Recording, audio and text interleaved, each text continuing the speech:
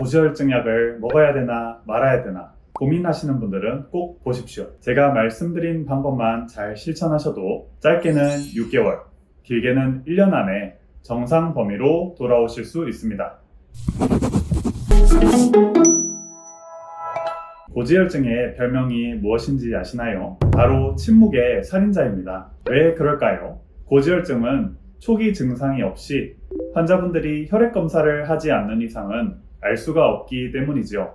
그렇게 혈액 수치 외에는 아무런 문제 없이 지내다가 어느 순간 갑자기 심근경색이나 뇌졸중 등으로 목숨이 위험해지는 것입니다. 고지혈증은 혈중 HDL 콜레스테롤이 낮아지고 중성 지방과 LDL 콜레스테롤이 높아지는 것을 말합니다. 그런데 이렇게 말씀드리면 너무 어렵겠죠? 우선 HDL 콜레스테롤이란 우리 몸에 이로운 콜레스테롤로 혈관벽을 청소하는 콜레스테롤을 말합니다.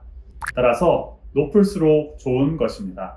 반면 LDL 콜레스테롤과 중성 지방의 경우 과하게 되면 우리 몸에 해로운 콜레스테롤과 지방입니다. 적정량이 몸에 있으면 세포벽을 구성하고 우리 몸에 호르몬을 만들지만 과할 경우에는 특히 LDL 콜레스테롤의 경우는 우리 몸의 혈액순환을 막게 됩니다.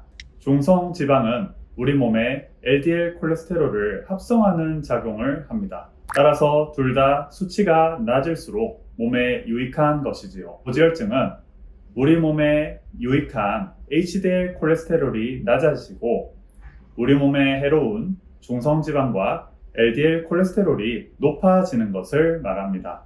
고지혈증은 심근경색과 뇌출혈, 뇌경색 등 심뇌혈관 질환을 만들고 이것은 대한민국 사망률의 주요 원인을 차지합니다. 2021년 사망 원인 통계를 보면 심혈관 질환과 뇌혈관 질환이 각각 2위와 4위를 차지할 정도로 말이지요. 고지혈증은 왜 생길까요? 크게 두 가지 원인으로 나눌 수 있습니다.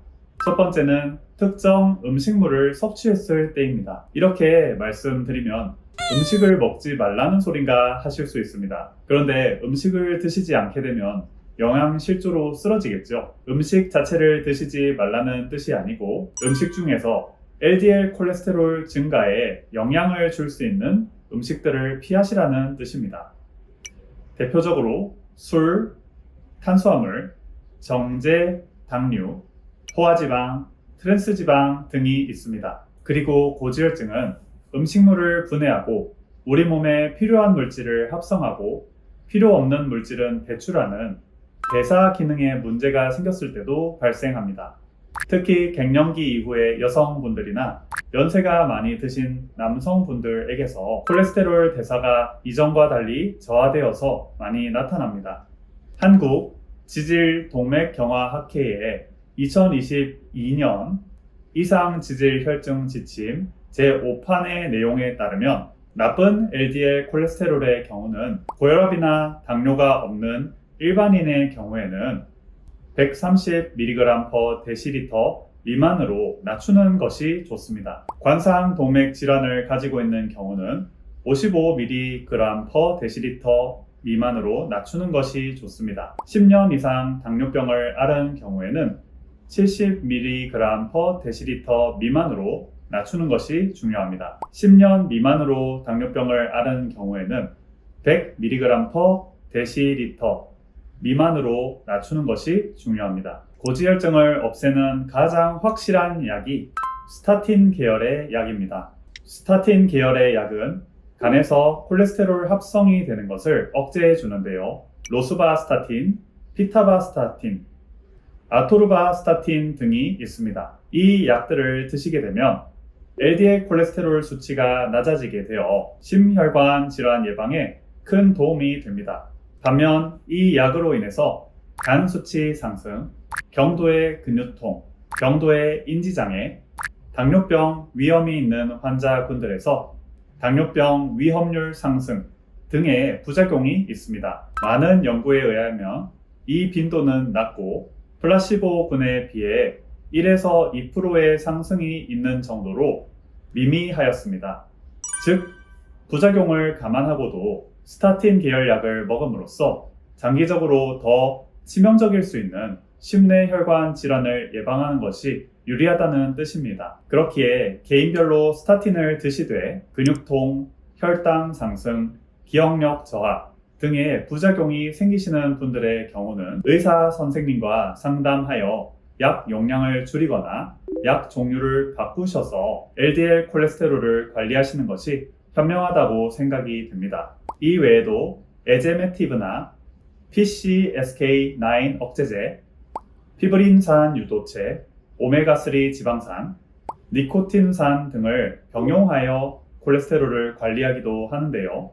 오메가3의 경우는 최근 미국 6개의 의학단체의 연구 결과에 의하면 오메가3의 경우 심혈관 질환 예방에 큰 도움이 안 된다는 결과가 있어 오메가3는 복용하시는 것을 잠시 보류하시면 좋을 것 같습니다. 만약 심근경색, 협심증, 뇌졸중 등의 병을 이미 앓으신 분들이라면 부작용을 감안하고도 스타틴 계열 약을 드셔서 혈중 콜레스테롤 농도를 조절하실 것을 추천드립니다.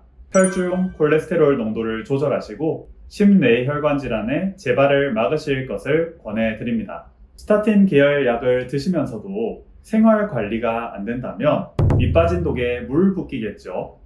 그렇기에 고지혈증을 효과적으로 관리할 수 있는 생활 습관에 대해서 알려드리겠습니다. 우선 식습관이 가장 중요합니다. 음식 섭취 시 나쁜 LDL 콜레스테롤을 만드는 술, 정제 탄수화물, 포화지방, 트랜스지방을 줄이는 게 핵심입니다.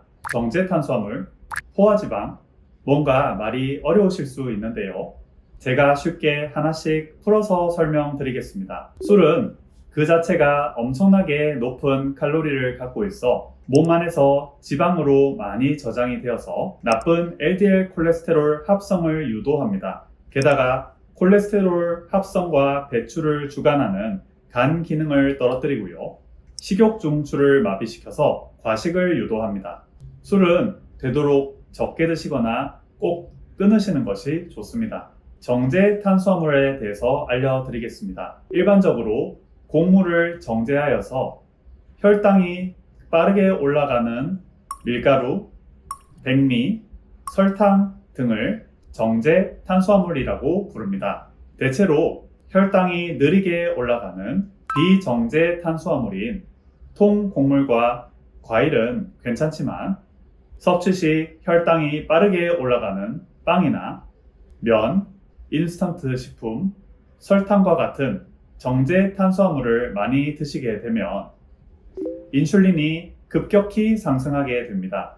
인슐린이 급격히 상승하다 보면 나중에는 인슐린을 사용을 못하게 되는 인슐린 저항성까지 생기게 되는데요. 인슐린 저항성이 생기면 지방 대사를 방해하여 나쁜 LDL 콜레스테롤 증가로 이어져서 고지혈증을 유발할 수 있습니다. 더불어 예전에 혈관을 딱딱하게 만드는 음식 영상에서 설명드렸듯 체내 당이 높아지면 단백질과 결합하여 최종 당화산물이 생깁니다.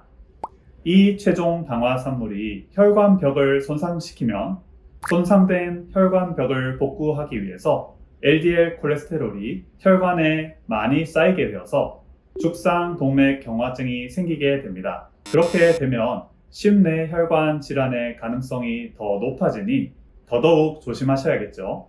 따라서 되도록 정제 탄수화물인 백미, 밀가루, 설탕을 많이 드시기보다는 과일과 통곡물, 특히 현미, 보리, 통밀 등을 섭취하실 것을 권해드립니다. 다음으로는 포화지방 섭취에 대해서 설명드리겠습니다. 포화지방은 쉽게 생각해서 상온에서 고체 형태로 존재하는 지방이라고 보시면 됩니다. 하루 포화지방 섭취 권장량이 15g으로 정해져 있습니다. 이 이하의 포화지방을 섭취하는 것이 가장 바람직합니다.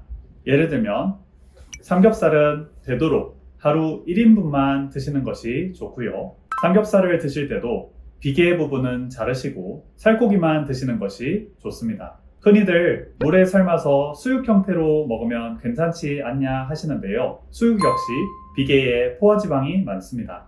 비계가 포화지방이라고 보시면 됩니다. 그래서 수육도 비계를 자르고 살코기 부분만 드시는 것이 좋습니다. 소고기도 마블링이 덜 된 고기나 차돌박이보단 아롱사태를 드시는 것이 좋습니다. 닭고기도 껍질을 빼고 살코기만 드시는 것이 좋습니다. 즉, 쉽게 이야기하면 모든 고기를 비계를 떼고 살코기 부분만 드시는 것이 좋다고 보시면 됩니다. 나는 고기 안 먹는데요 하시는 분들도 분명히 많으실 겁니다.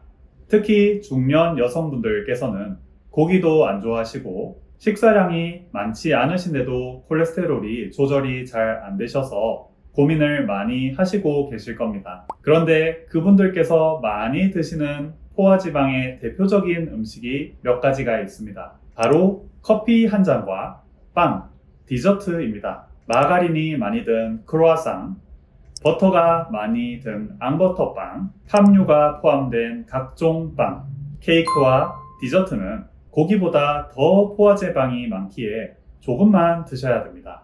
아니, 아예 안 드시는 것이 좋습니다. 커피도 콜레스테롤이 올라갑니다. 믹스커피 아닌 아메리카노도 카페스톨이란 식물성 지방이 콜레스테롤 배출 통로인 담즙 합성을 방해해서 콜레스테롤 수치를 높입니다. 커피에 카페올이라는 성분도 콜레스테롤을 올립니다. 그럼에도 커피를 즐기고 싶으시다면 카페스톨과 카페올이 걸러진 드립커피, 즉 콜드브루나 동결 건조해서 생산된 인스턴트 커피를 드시는 것이 좋습니다. 고콜레스테롤 혈증이 있으신 환자분들은 하루 콜레스테롤을 300mg 미만으로 섭취하시는 것이 좋습니다. 실제 계란 노른자 한 개에는 185에서 240mg의 콜레스테롤이 들어있습니다. 그렇기에 하루에 한 개 이상의 계란 노른자를 드시는 것은 좋지 않습니다. 하지만 고지혈증이 없으신 분들은 식사를 통해서 콜레스테롤을 섭취하시는 것에 대해서는 엄격하게 관리하지 않으셔도 좋습니다. 최근 연구들에 따르면 식이 콜레스테롤이 실제 혈중 콜레스테롤에 미치는 영향이 예상보다 작은 것으로 나타났기 때문입니다. 그런데 지금 제가 말씀드린 모든 내용을 종합해 봤을 때 그러면 도대체 무엇을 먹어야 하나 하는 고민이 생기실 수 있습니다. 위의 영양소들이 들어있지 않은 음식을 찾기가 더 어렵기 때문이지요. 하지만 쉽게 생각하면 위의 음식들을 많이 먹는 것이 보통은 문제가 됩니다. 그렇기에 적게 드시면 그만큼 고지혈증의 위험성도 줄어들게 됩니다. 위의 음식들을 현재 드시는 양보다 3분의 2로 또 2분의 1로 또 3분의 1로 점차 줄여가신다면 고지혈증이 생기신 분들의 경우는 고지혈증을 없앨 수 있고 고지혈증이 없으신 분들은 고지혈증 발생을 줄일 수 있습니다. 위의 내용들, 위의 음식물들에 관해서 각 음식들의 포화지방 양이나 영양 성분들이 궁금하신 분들이 계시다면 또 고지혈증을 예방할 수 있는 저열량 레시피가 궁금하신 분들이 계시다면 여기 링크에 외식 영양 성분 자료집 저열량 레시피를 참고하셔서 관리하신다면 도움이 되실 겁니다. 마지막으로 흡연을 하실 경우는 반드시 금연을 하시길 바랍니다. 흡연 자체가 염증을 만들어 혈액을 끈끈하게 만들고 혈관 손상을 일으켜서 죽상 동맥경화증을 만들고 LDL 콜레스테롤을 높이기 때문입니다. 다음으로 간의 대사를 통해서 만들어지는 80%의 콜레스테롤을 낮추는 방법입니다. 콜레스테롤은 간에서 담즙으로 배출되고 소장에서 재흡수되는데요. 이때 담즙으로 배출되는 양을 늘려주고 소화기관에서 재흡수되기 전에 배출되도록 도와준다면 혈중 콜레스테롤을 낮출 수 있습니다. 이것을 위해서 제가 지방간 영상에서 설명드린 약재와 음식들이 도움이 되는데요. 소음이는 인진쑥과 카레를, 소양이는 치자와 구기자를, 태음이는 곤드레를, 태양이는 포도를 씨째로 많이 섭취하실 것을 권해드립니다. 인진쑥이나 치자, 구기자는 차로 끓여 드시면 좋고요. 강황, 카레나 곤드레, 포도 씨는 직접 섭취하시면 됩니다. 대시 다이어트라고 해서 다이어트 어프로치스 to stop hypertension 다이어트도 매우 도움이 됩니다. 과일, 채소, 견과류, 통곡물, 올리브유, 어류를 많이 섭취하고 빨간 고기와 가공식품을 적게 먹는 것이 핵심입니다. 혈압뿐만 아니라 콜레스테롤 수치도 낮추고 혈관을 보호하여 심혈관 질환을 막아줍니다. 채식은 특히 LDL 콜레스테롤을 낮춰준다는 메타 분석도 있습니다. 콩과 두부도 정말 좋은 음식입니다. 포화지방이 거의 없고 불포화 지방이 풍부하여 LDL 콜레스테롤을 줄여줄 수 있기 때문입니다. 참깨, 들깨, 참기름, 들기름도 좋습니다. 리놀산과 리놀렌산이 혈관에 나쁜 콜레스테롤이 쌓이는 것을 막아주기 때문입니다. 다음은 콜레스테롤의 장에서의 재흡수를 막아주는 음식들에 대해서 설명드리겠습니다. 차전자피, 미역, 매생이, 다시마 등을 드시게 되면 소장에서 재흡수되는 콜레스테롤을 막아주어 대변으로 내보내는 효과가 있습니다. 따라서 이 음식들을 주기적으로 드셔주면 좋습니다. 차전자피는 통변작용이 강해서 설사 등의 부작용이 있을 수 있으니 대변이 잘 안 나오는 변비가 있으신 분들만 드실 것을 권해드립니다. 이 외에도 과일, 채소 등 식이섬유를 앞에서도 설명드렸지만 흡수의 측면에서도 과일과 채소는 포화지방 흡수를 저해하는 효과가 있기 때문에 많이 드시는 것이 좋습니다. 논문들을 통해서 운동이 LDL 콜레스테롤에 미치는 효과를 분석해보면 운동은 생각보다 나쁜 LDL 콜레스테롤을 낮추는 효과는 미비했습니다. 하지만 운동을 하시면 몸에 좋은 HDL 콜레스테롤을 올리고 LDL 콜레스테롤을 만드는 중성 지방을 소모하는 데 도움을 줍니다. 그렇기에 주 5회 이상, 하루 30분 이상 걷기나 달리기 등 유산소 운동을 하시면 좋습니다. 운동을 하시는 자체로 혈관도 건강해집니다. 고지혈증이 이 영상의 주제이긴 하지만 결국 고지혈증으로 인해서 심뇌혈관 질환을 막는 것이 이 영상의 주제입니다. 그런 면에서 운동은 고지혈증 자체, LDL 콜레스테롤을 낮추는 효과는 없지만 죽상, 동맥경화증이나 심뇌혈관 질환을 막는 효과가 있습니다. 꼭 일주일에 5회, 하루 30분이 아니더라도 몸 상태에 맞게 무리가 되지 않게 유산소 운동과 근력 운동을 하루에 조금씩 해나가실 것을 추천드립니다. 한의학적으로는 어떻게 고지혈증 치료를 도와드릴까요? 저의 경우 한약을 통해서 콜레스테롤 배출이 원활해지게 도와드리고 장에서 흡수가 되지 않게 또 재흡수가 되지 않게 도와드리고 있습니다. 산사, 강황, 대황 등의 약이 혈중 콜레스테롤 농도를 낮춘다는 연구 논문들도 있습니다. 그리고 고지혈증으로 인해서 혈관이 딱딱해진다는 것은 한의학적으로 보면 어혈에 포함됩니다.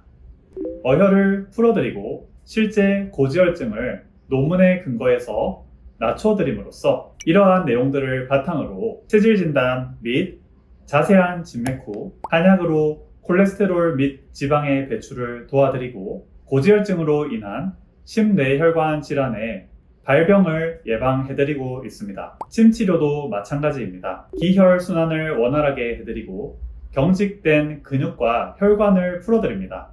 LDL 콜레스테롤이 높아지어서 우려가 되는 것이 바로 죽상 동맥경화증입니다. 이러한 혈관들이 경화되고 경직된 것을 침과 약침으로 풀어드리고 그로써 심뇌혈관 질환이 예방되도록 도와드립니다. 고지혈증, 침묵의 살인자입니다. 하지만 지금 말씀드린 생활 습관만 잘 실천하신다면 고지혈증을 개선하고 예방하실 수 있고 건강한 삶을 영위하실 수 있으실 겁니다. 그리고 꾸준한 건강검진으로 초기에 고지혈증을 대응하는 것도 중요하다고 말씀을 드리고 싶습니다. 이번 영상이 도움이 되셨다면 구독과 좋아요 한 번씩 부탁드립니다. 낫는 방법으로 나을 때까지 지금까지 한의학 박사 김조영이었습니다. 감사합니다.